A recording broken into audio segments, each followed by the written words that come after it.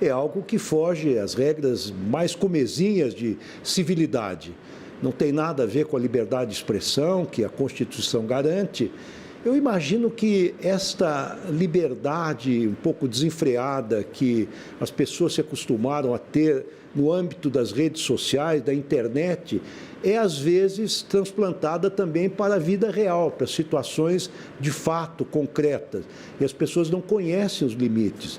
Mas, na verdade, além de ser uma agressão às regras da civilidade, também esse tipo de comportamento configura um ilícito penal, ou vários ilícitos penais. E, portanto, tem que ser reprimido com muita energia. Não só quando essas agressões são dirigidas contra autoridades do Estado e, de certa maneira, representam o povo brasileiro, mas também quando são dirigidas contra pessoas comuns ou mesmo com pessoas que tenham uma certa projeção na mídia. Isso é absolutamente inadmissível. Mas o senhor acha que se configura, a gente ainda não tem todos os detalhes, apenas uma questão de crime contra a honra ou já estamos entrando numa questão mesmo de um atentado ao Estado Democrático de Direito por se tratar de um ministro do STF? Olha, eu acredito que dependendo da extensão e da gravidade do comportamento, pode sim se configurar um crime contra o próprio Estado Democrático de Direito. Não apenas um crime contra a honra, injúria, calúnia, difamação. Houve, segundo se soube pelos relatos, né, que nós lemos na imprensa falada e escrita, ouvimos, né, na imprensa falada e também lemos na imprensa escrita, houve até agressões ao filho do ministro. E isto pode configurar um crime de lesões corporais ou de agressão, enfim. Há uma série de tipos penais que estão envolvidos nessa agressão. Eu já manifestei pessoalmente minha solidariedade ao ministro e à família dele. E, aliás, nós estivemos juntos num evento acadêmico na Europa. Eu regressei depois dele, porque tinha mais um outro evento. Estivemos juntos e, infelizmente, ele passou por esse dissabor absolutamente inaceitável. Ministro Tainá Falcão participa da nossa conversa. Pois não. Ministro, tudo bem? O Supremo Tribunal Federal está no centro das atenções, nos holofotes nos últimos dias. Eu preciso também saber o que o senhor achou da repercussão do caso envolvendo seu ex-colega, o ministro Barroso, né, que precisou também vir a público para tentar remediar algumas palavras que, na visão dele, foram colocadas de forma errada e foram mal recebidas publicamente, né? O que o senhor achou dessa manifestação específico do ministro Barroso, do fato dele ter ido até aquele evento da Uni? Eu queria a sua avaliação dele na condição de ministro, a avaliação que o senhor faz sobre o que aconteceu. O ministro Luiz Roberto Barroso, ele lá estava representando o Supremo Tribunal na qualidade de vice-presidente. Certamente ele recebeu essa incumbência da presidente, a ministra Rosa Weber. O presidente e o vice-presidente do Supremo Tribunal Federal se encontram na cúpula do Poder Judiciário. Então, tem funções não apenas judicantes, mas também administrativas e também tem funções de representação. Eu mesmo fui presidente do Supremo Tribunal Federal e concomitantemente do Conselho Nacional de Justiça e fui convidado para vários eventos de natureza, enfim, jurídica, eventos de natureza acadêmica e até de natureza político-institucional. Eu penso que a presença do presidente do Supremo Tribunal enquanto representante do Poder Judiciário brasileiro se faz necessária e até conveniente.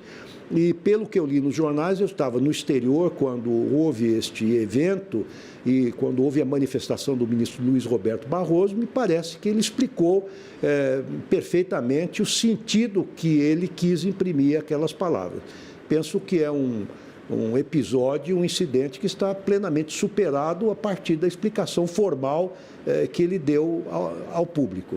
Que não seria um ataque aos eleitores do presidente Absolutamente não. Ele simplesmente, ele até se manifestou com a sua experiência de ex-presidente do Tribunal Superior Eleitoral, traduzindo, digamos assim, o resultado das eleições, não é? Eu penso que ele se manifestou, inclusive, nesse sentido, lembrando da atuação dele no tribunal e expressando qual foi a vontade do povo brasileiro a partir das eleições que nós acabamos de travar. Ministro, falando um pouquinho do tema que trouxe o senhor aqui, Mercosul, o senhor chega ao tribunal que faz a mediação de conflitos num momento muito delicado para o Mercosul, né? A gente tem principalmente o Uruguai ali bastante insatisfeito com o que o Uruguai chama de inércia do Mercosul, as dificuldades de se avançar em negociações, ameaçando às vezes até a sair do bloco. Como que o senhor está enxergando esses conflitos que o senhor vai ter que mediar? Olha, eu penso que o Mercosul, apesar de altos e baixos, é uma fórmula de sucesso. Não é? Foi criado em 1991, permanece até hoje. Não houve nenhum país que se retirou do bloco.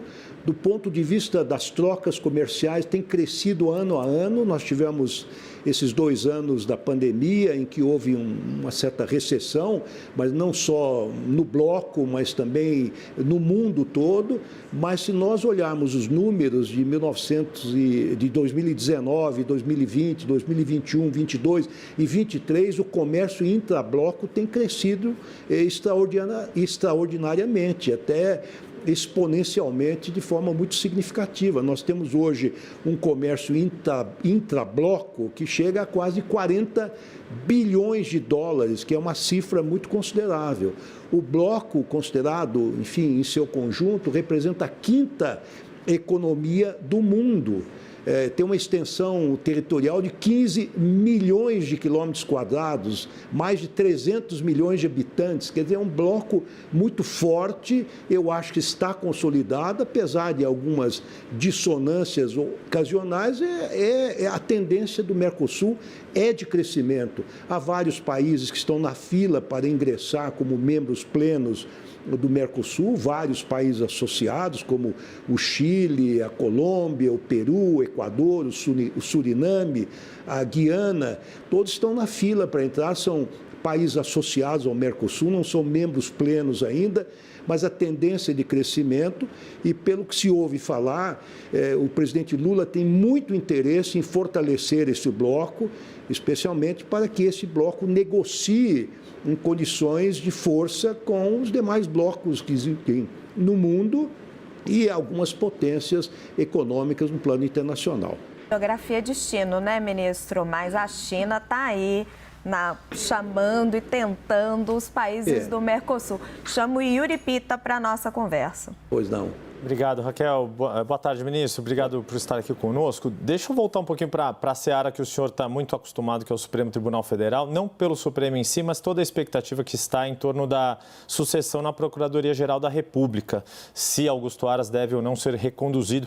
Queria pedir ao senhor, com toda a deferência aqui, uma avaliação do que foi a atuação dos 2 mandatos do Procurador-Geral Augusto Aras e, caso seja reconduzido para um terceiro período à frente da Procuradoria-Geral, se esse ambiente é um ambiente mais adequado para casos que ainda precisam ser avaliados pelo Supremo Tribunal Federal.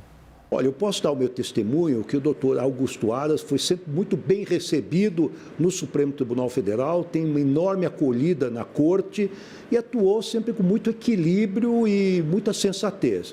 Quer dizer, o tribunal, e como todo o Poder Judiciário, sempre reage e não age, não tem preferências para que esta ou aquela ação seja iniciada ou seja desencadeada. O que eu posso dizer é que eu mesmo também, pessoalmente, sempre tive grande apreço pelo procurador Augusto Aras, pelo Procurador-Geral da República. Acho que é um quadro importante do sistema judicial brasileiro e, enfim, a escolha do futuro Procurador-Geral da República compete exclusivamente ao Presidente da República, independentemente, inclusive, de figurar, enfim, o candidato na lista tríplice que é oferecida pela comunidade, enfim, do Ministério Público. O seu poder ser de ofício é muito diplomático, né, ministro? Difícil enxergar Augusto Aras como o PGR de Lula. Chamo Basília Rodrigues para a nossa conversa. Tudo bem, ministro Lewandowski? Como o senhor está? Boa tarde. Tudo bem, boa tarde. Obrigada pela entrevista aqui à CNN Brasil. O senhor que ficou tantos anos na Suprema Corte mediando conflitos, agora vai para o Tribunal do Mercosul mediar outros conflitos, né? Eu gostaria de saber a sua avaliação. O senhor concorda com a reintegração da Venezuela no bloco Mercosul? Porque este é um ponto de descontentamento, um ponto ali de impasse entre os países que compõem o bloco. O Brasil é favorável ao retorno, mas outras nações sul-americanas que estão no bloco junto com o Brasil não são bem favoráveis ao retorno da Venezuela para o Mercosul. O senhor acha que este é um assunto para o Tribunal do Mercosul e qual a sua avaliação pessoal a respeito? Bem, minha avaliação pessoal eu não posso dar porque, eventualmente, essa matéria poderá vir a ser apreciada pelo Tribunal Permanente de Revisão do Mercosul, seja a partir de uma provocação direta do conjunto dos estados, seja a partir de uma provocação direta de algum dos estados, ou seja até sob a forma de uma consulta. Portanto, eu não posso antecipar uma opinião com relação a este aspecto.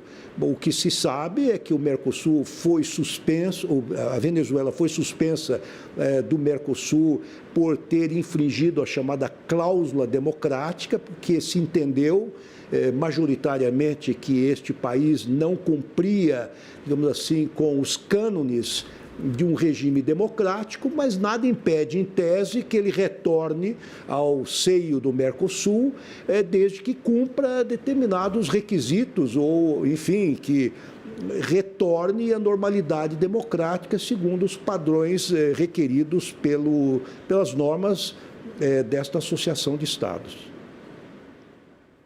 Nós conversamos com o ministro aposentado do STF, Ricardo Lewandowski. Ministro, um prazer receber o senhor no 360, portas sempre abertas. Muito obrigado pela presença aqui no nosso jornal. Eu que agradeço pela oportunidade de me manifestar. Muito obrigado.